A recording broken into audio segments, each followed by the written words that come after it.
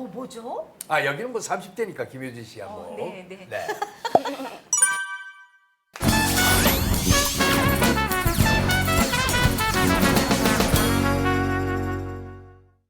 여러분이 건강을 책임지는 TV 왕진. 오늘의 주제 알아볼까요? 네, 많이 먹지도 않았는데 갑자기 체중이 확 늘거나 시원한 곳에서도 땀이 뻘뻘 나고 네. 조금만 움직여도 피곤하신가요? 그렇다면 이 질환을 의심해 보셔야 합니다. 하하. 특히 40, 50대 중년 여성들에게서 이 많이 나타나는 질환이 있답니다. 뭐죠? 아, 여기는 뭐 30대니까 김효진 씨야 뭐. 네, 네.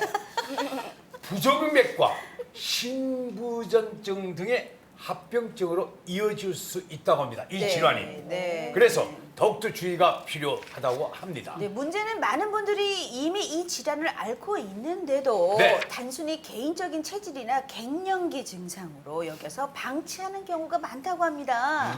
네. 과연 어떤 질환인지 여러분 궁금하시죠?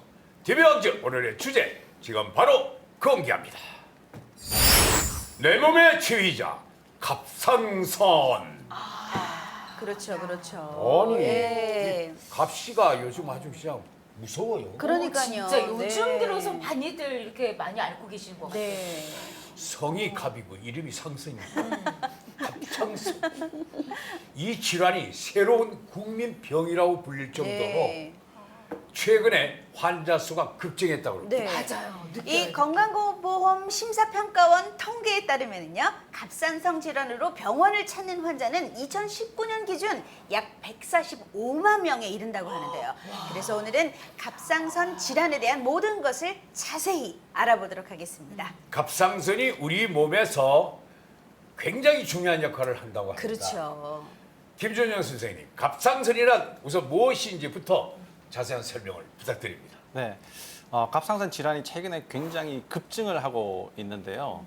갑상선 질환이 있으신 분들에게 이제 여쭤보면, 나는 갑상선이 있어 이렇게 말씀을 하시거든요. 네. 근데 갑상선은 누구나 다 가지고 있습니다. 갑상선이라는 걸 찾는 거죠. 그렇죠. 그렇죠, 그렇죠. 네, 누구나 있죠, 다 있죠. 가지고 갑상선이 있는데, 있어. 네. 다 있죠. 네, 거기에 문제가 있다 이런 얘기입니다. 갑상선은 여기 보시면 목젖이 있죠? 네. 누구나 다 있는데 목젖 바로 아래쪽에 나비 모양의 형태로 갑상선 호르몬을 만들어내는 분비샘이 있습니다. 그런데 이 호르몬이 잘 만들어지느냐 안 만들어지느냐 아니면 너무 과도하게 만들어지느냐 이런 문제로 갑상선 질환을 분류를 하게 되는 거죠. 갑상선 호르몬이라고 하는 것은 우리 몸에서 에너지를 적절하게 잘 만들어내도록 해주는 호르몬인데 이 호르몬이 안 나오면 어떻게 되겠습니까? 힘이 없죠. 네. 에너지가 없으니까. 근데 너무 많이 나오면 너무 이제 몸이 힘들어지는 거예요. 예, 이런 문제들이 여러 가지 신체적인 다른 문제로 이어지기 때문에 이 갑상선 질환을 특히나 폐경이 가까운 40대, 50대 여성분들은 좀 더 관심을 갖고 이 갑상선 질환이 있는지 없는지를 확인해 보셔야지 됩니다. 아유, 네. 근데 이게 왜 내 몸의 지휘자라는 건 왜 지휘자라고 그래요? 이 에너지를 잘 만들어줘야지 각각의 장기들이 잘 활동을 하지 않습니까? 간은 간 기능을 해야지 되고 심장은 심장 기능을 해야지 되고 머리는 머리의 뇌의 기능을 해야지 되는데 그런 여러 가지 전반적인 기능들이 너무 저하되거나 너무 항진이 되거나 이런 문제들로 이어지기 때문에 우리 몸의 오케스트라다 이렇게 얘기를 하는 거죠. 진짜 많네요. 네. 자, 오늘 자세히 좀 알아봐야겠습니다. 그래봐야겠습니다. 예. 갑상선 호르몬이 적절하게 분비돼야 우리 몸이 건강한 상태를 유지할 수 있다. 이런 말씀이신데, 손소영 선생님, 그렇다면 갑상선 호르몬이 적게 분비가 되면 우리 몸에 어떤 변화가 일어나나요? 예, 갑상선 호르몬이 적게 분비되어서 전신의 대사 과정이 저하된 상태를 갑상선 기능 저하증이라고 합니다. 그래서 갑상선 호르몬이 적게 만들어지면 피로감을 쉽게 느낄 수가 있고 추위를 많이 타게 되고 식욕은 감소하지만 열량 소모가 적어지기 때문에 오히려 체중은 증가할 수 있습니다. 또한 피부가 거칠어지고 심한 경우에는 전신의 부종까지 생기는 경우가 있는데요. 이런 증상들을 단순히 개인의 체질로 생각하신다든지 갱년기 증상으로 생각을 해서 이제 방치를 하실 수도 있는 질환인데 갑상선 기능 저하증은 여성에서 굉장히 많이 생기는 질환입니다. 남성보다 한 빈도가 4~5배 이상 높게 발생하는 것으로 알려져 있기 때문에 여성들의 경우 좀 더 각별한 주의를 요하는 질환이 되겠습니다. 그렇군요. 아니 최근에 왜 이제 배우 임혜진 씨, 이승현 씨 그리고 김유정 씨가 이 갑상선 기능 저하증을 앓고 있다고 알려지면서 많은 분들이 이 갑상선에 관해서 좀 관심을 많이 갖게 된 것 같거든요. 근데 오늘 나오신 우리 이수연 씨도 예. 갑상선 기능 저하증을 앓고 계시다면서요? 예, 맞으세요. 진짜 9년째 지금 갑상선 앓고 있는데 진짜 무기력해지는 것 같아요. 진짜 점점. 오래되셨네요. 예. 이 약물 치료를 통해서 증상이 많이 좋아졌다고는 아까 하셨어요. 정말 다행이긴 한데 선생님, 갑상선 기능 저하의 경우 이게 이수연 씨처럼 약을 먹게 되면은 증상이 바로 호전이 되는 건가요? 네, 갑상선 기능 저하증은 이제 혈액 속의 호르몬 농도를 측정을 해서 저희가 진단을 할 수가 있고, 이제 혈액 검사를 통해서 갑상선 기능 저하증을 진단을 받으셨다면 이제 보통 부족한 호르몬을 채워주는 약물 치료를 하시게 됩니다. 네, 일반적으로 사실 약물 치료를 하시면 이제 대부분의 갑상선 기능 저하증과 관련된 증상은 이제 호전되는 것으로 되어 있고, 이제 적절한 용량을 복용하시는 경우에는 이제 심각한 합병증 없이 살 수 있는 것으로 알려져 있습니다. 그런데 이게 네. 갑상선에 문제가 생기면 제일 흔하게 호소하는 증상이 피곤함, 무기력함 이거거든요. 네. 근데 지금 9년째 아무 치료도 안 하신 게 아니라 약을 잘 드셨잖아요. 예. 그런데도 불구하고 피곤하고 무기력하다라고 네. 얘기하는 것은 갑상선이 아직 제대로 이게 치료가 되지 않았거나 그렇죠. 아니면 다른 원인이 있거나를 네. 한번 고민을 해보셔야지 됩니다. 이 갑상선 호르몬이라고 하는 것은 우리 몸에서 마지막 단계에서 에너지를 만들어내도록 하는 거거든요. 그러면 호르몬이 만들어져서 마지막 단계에서 잘 바꿔져야지 되는 거예요. 에너지를 만들어낼 수 있도록. 그런데 그것이 잘 안 되는 것이 갑상선 호르몬 전환장애입니다. 예. 그것이 어떤 거냐면 몸에 만성염증이 너무 많거나 혈액순환이 잘 되지 않거나 네. 하는 상황에서 전환이 잘 되지 않을 때 생기는 문제거든요. 그래서 내가 9년 동안 넌 열심히 매일 이게 약을 잘 먹었어. 그런데도 증상이 그만하고 늘 피곤해. 이런 분들은 다른 원인들도 한번 찾아보셔야지 된다는 거죠. 그래요. 그러셔야겠네요. 잘 한번 그래야 될것 체크해 같아요. 보셔야겠네요. 네. 오늘 잘 나오셨어요. 네. 갑상선 기능 저하증은 갑상선 호르몬제 복용을 통해서 비교적 쉽게 치료가 가능하다 하는데 맞습니까? 네, 맞습니다. 예. 이게 김정희 네. 선생님, 그렇다면은 반대로 갑상선 호르몬이 지나치게 많이 분비되면 그렇죠. 또 어떤 증상이 나타납니까? 네, 이 저하는 아까 이제 선생님이 말씀하셨던 것처럼 무기력해지고 피곤해지고 에너지를 못 만들어내는 반면에 이게 호르몬이 너무 많이 만들어지게 되면 에너지가 너무 넘치게 되는 이제 단점이 있습니다. 사실 우리가 뭐 기력이 있다, 에너지가 넘친다, 그러면은 좋은 뜻으로 의미를 이렇게 받아들일 수가 있겠지만 네. 매일 100m 달리기를 하루 종일 하는 거랑 똑같다. 만약에 그러면 와닿는다. 그렇죠. 누가 이렇게 견딜 수가 있겠습니까? 네, 맞아요. 100m 달리기만 하더라도 우리가 숨이 차고 헐떡거리고 그런데 하루 종일 했다. 이것을 그러면 너무나 힘들지 않겠습니까? 그럼요. 네, 심장이 너무 과도하게 뛰고 땀이 너무 많이 나고 체중이 쭉쭉 빠지고 잠을 못 자고 생리가 이상해지고 설사를 하게 되고 그런 여러 가지 문제들로 이어지게 되거든요. 그러니까 항진이 있으신 분들도 저하랑 똑같이 약물을 복용해서 비교적 쉽게 조절을 할 수 있기 때문에 항진이든 저하든 갑상선 질환이 있으시면 꼭 전문의를 찾으셔서 나한테 적정한 약물의 농도가 어느 정도 되는지 그 약을 처방받아서 잘 복용하시면 일단 좋을 것 같습니다. 네. 아 정말 하루 종일 100m 달리기를 하는 그 기분이라고 하시니까 네. 어떤 느낌인지 확 와닿는 것 같은데 진짜로 정말 이게 참 힘든 질환이구나라는 게 딱 와닿는데요. 네. 근데 선생님 이런 갑상선 기능 항진증도 약물 치료로 뭐 완전하게 치료가 가능한 건가요? 네, 갑상선 기능 항진증의 치료는 이제 크게 세 가지 방법이 있습니다. 이제 항갑상선제를 투여하는 약물 치료가 있고, 방사성 동위원소 치료가 있고, 수술적으로 제거하는 치료가 있는데, 네, 일반적으로 갑상선 기능 항진증을 이제 처음 진단받은 경우에는 한 90% 이상의 환자에서 항갑상선제 약물 치료를 받게 됩니다. 그래서 약물 치료는 사실 임신 초기를 제외하면 이제 부작용이 거의 없고, 그 치료가 편리하고 또 한 수개월 정도 복용을 하시게 되면 갑상선 기능의 정상으로 빨리 도달할 수 있다는 장점이 있는데, 단 이제 약물을 복용하시는 경우에서 최소한 1년에서 2년 이상의 좀 장기간의 약물 복용이 필요합니다.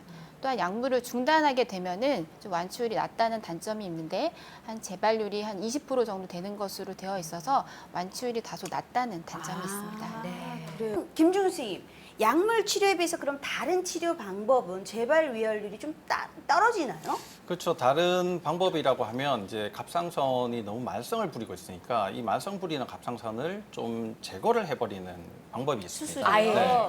수술로 한 5g에서 10g 정도 남겨놓고 나머지를 제거를 해버린다든지, 아니면 갑상선 호르몬을 만들기 위해서 요드가 많이 필요하거든요. 네. 그 요드에 방사능 물질을 붙여가지고 갑상선 세포를 파괴를 시켜버리는 거예요.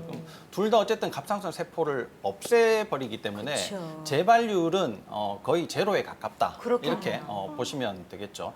근데 이 수술 방법이나 요드 치료나 전부 갑상선 세포를 망가뜨리는 거기 때문에 이런 분들은 잘 유지가 되면 다행인데, 대부분의 환자들이 그 다음에는 저하로 떨어지게 되는 단점도 있습니다. 그게 그래서 문제군요. 예, 전신 마취를 해서 극복을 하고, 또 요즘 뭐 후쿠시마 이게 방사능 문제가 얼마나 또 심각하지 않습니까? 그런데 또 내 몸에 방사능이 들어간다는 그런 이렇게 부담감을 느끼고 치료를 했음에도 불구하고 항진은 좋아졌지만 다시 저하로 가는 이런 단점 때문에 그런 방법을 선택할 때는 굉장히 신중하게 선택을 하셔야 될 것 같습니다. 그렇군요. 잘 관리해야겠네요. 이 갑상선 기능 저하증과 항진증을 일으키는 주요 원인이 갑상선염이라고 하는데요. 이런 질환도 또 있었어요. 네, 김준 선생님, 갑상선염은 또 뭔가요? 네, 갑상선에 염증이 있다 이런 얘기인데요. 사실 우리가 염증이라고 생각하면 굉장히 심각하게 받아들이지 않습니까? 고름이 생긴다거나 그렇죠. 너무 아프다거나 네. 이런 것들을 이제 생각을 하실 텐데, 저희들이 보통 이제 염증이다 이렇게 얘기를 하는 것은 몸에 이상이 생긴 부위를 정상으로 회복시키기 위해서 각종 세포들이 다 모여서 작업을 하는 그런 그 과정을 염증이다 이렇게 얘기를 합니다. 그런 과정 중에 여러 가지 문제들이 생길 수 있죠. 공사판에 가면은 시끄럽기도 하고 먼지도 많이 나오고 뭐 이런 문제들이 있듯이, 그런 부작용 때문에 갑상선 기능이 너무 항진되거나 너무 저하되거나 하는 문제가 생기게 된다는 거죠. 이 갑상선염을 일으키는 원인의 60에서 80% 정도는 자가 면역 항체와 관련이 있습니다. 이 자가 면역 항체는 갑상선 세포를 공격하기 때문에, 직접적으로 공격하는 건 아니지만 공격하도록 유도를 하기 때문에 갑상선 세포에 자꾸 이상이 생기는데요. 자가 면역의 문제를 동시에 해결하는 것이 매우 중요하거든요. 그러면 우리 몸의 대부분의 면역은 장에서 만들어지게 됩니다. 장, 네, 위장, 네. 소장, 뭐 대장 이런 장에서 만들어지는데, 이 장에 문제가 있을 때 자가 면역 항체가 많이 증가하게 되고, 그것이 갑상선과 딱 일치를 했을 때 갑상선 항체다 이렇게 얘기를 하게 되는 거죠. 뭐 유사하게 자가 면역 항체로 문제 생기는 것이 류마티스, 그게 장에서 만들어져서 관절로 갔다. 그러면 류마티스가 이제 되는 거죠. 신체 다른 부위에 갔다. 뭐 루푸스 뭐 이런 것들도 될 수가 있고요. 흔하게는 들어보지 못하셨겠지만 뭔가 분비되는 셈을 공격하는 것이 뭐 쇠그렌, 증후군 뭐 이런 것들로 이제 자가 면역 항체가 이어지게 되는 거죠. 그런 분들은 항상 장의 문제부터 먼저 잘 신경을 쓰셔야 되고, 장은 음식과 100% 관련이 되지 않습니까? 그래서 네. 음식을 주의하시는 것이 매우 중요합니다. 음식이 그렇게 또 중요하군요. 저는 근데 아무래도 갑상선 질환하면은 갑상선 혹, 뭐 갑상선 암 이게 제일 먼저 떠오르긴 하거든요. 그럼 손소연 선생님, 갑상선 혹하고 암에 대한 자세한 설명 좀 부탁드릴게요. 네, 일반적으로 이제 갑상선 혹은 의학적으로는 갑상선 결절이라고 하는데요. 이제 갑상선 결절은 이제 암이 아닌 양성 종양과 악성이 갑상선 암을 모두 포함하는 개념입니다. 최근에는 이제 환자분들이 건강검진도 워낙에 많이 하시고 CT라든지 초음파 검사를 많이 하시다 보니까 이제 갑상선 결절이 발견이 되는 빈도가 굉장히 흔한데요. 저희가 이제 갑상선 결절이 발견이 되면은 1cm 이상인 혹에 대해서는 이제 조직 검사를 하시게 되는 경우가 많습니다. 그래서 발견된 이제 갑상선 혹의 한 10% 정도가 갑상선 암으로 진단이 되고 나머지 이제 90%는 암이 아닌 양성 종양으로 진단이 됩니다. 우리 김영희님 아주 걱정스러운 모습으로 이렇게 지켜보고 계시는데 뭐 궁금한 점 없으세요? 제가 올 봄에 건강 검진을 네네. 받았어요. 네. 갑상선이 그러니까 한 0.5mm 작은 거가 3개나 있대요. 혹이? 네, 혹이. 네, 어이고. 그래가지고 아직 뭐 수술할 정도는 아니라고 선생님이 그러시는데 이게 더 클까봐 걱정이에요. 그러면 수술을 해야 되나? 건강검진 받다 보면 다 거기 그런데 조그만한 혹들은 다 있어요. 저도 발견이 됐었거든요. 네. 그럼 어떻게 이거 해야 되나요? 수술해야 되나요, 선생님? 네, 뭐 갑상선 혹이 있다고 다 수술을 하는 건 아니죠. 그리고 요즘은 진짜 갑상선 결절이 많은 이렇게 확률로 발견이 되고 있는데요. 사실 그렇다고 해서 그것이 정상은 아닙니다. 요즘은 생리를 이상하게 하시는 분들 굉장히 많잖아요. 네. 불임 환자들도 굉장히 많이 늘어나고 있거든요. 그렇다고 해서 임신이 안 되거나 아니면 생리를 이상하게 하는 것이 정상은 아니라는 겁니다. 그쵸. 그러니까 내 몸에 무슨 문제가 있기 때문에 혹이 생겼다라는 인식을 먼저 하셔야지 되는데 이 혹이 어떻게 생기냐면 제일 첫 번째는 산소가 부족한 곳에서 혹이 생깁니다. 근데 많이 부족해지면 암이 되는 거거든요. 물론 그 동시에 커지기도 할 수 있겠죠. 그 산소는 혈액을 통해서 전달이 되지 않습니까? 근데 혈액 순환이 비교적 갑상선에 나쁠 경우에 혹이 잘 생긴다 이렇게 보시면 됩니다. 결국은 순환이 잘 안 될 때. 그렇죠. 그러면 어떤 상황에 내가 혈액 순환이 갑상선에 잘 안 될까가 궁금하잖아요. 네. 그런 분들 되게 목이 뻐근하거나 어깨가 결리거나 뭉치거나 네, 뭐 네. 잠을 잘 못 자거나 이런 분들은 맞아요.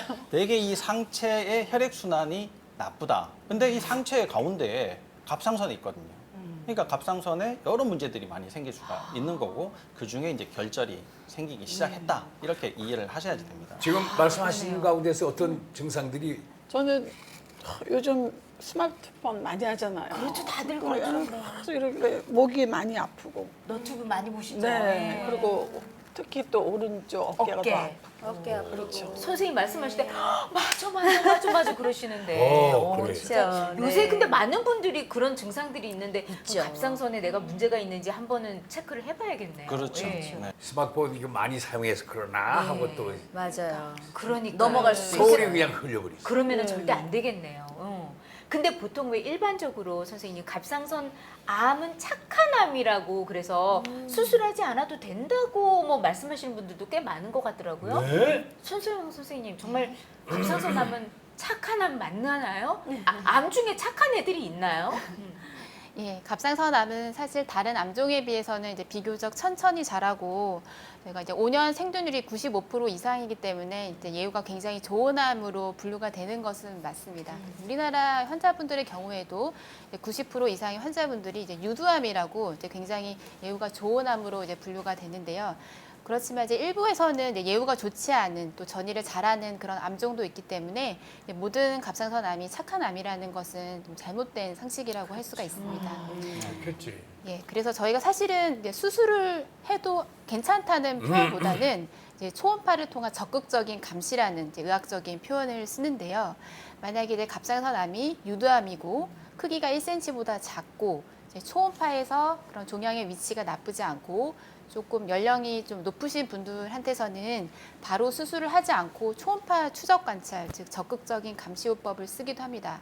그러나 이 경우에도 이제 종양이 0.3cm 이상 자라거나 이제 임파선 전이가 이제 새로 발견된 경우에는 이제 바로 수술을 하시는 것이 권고가 되고요. 그래서 이제 1cm 미만의 작은 갑상선암이라고 하더라도 이제 수술을 바로 할지 초음파 추적 관찰을 할지는 주치 선생님과의 충분한 상의 후에 결정을 하시는 것이 좋겠습니다. 네.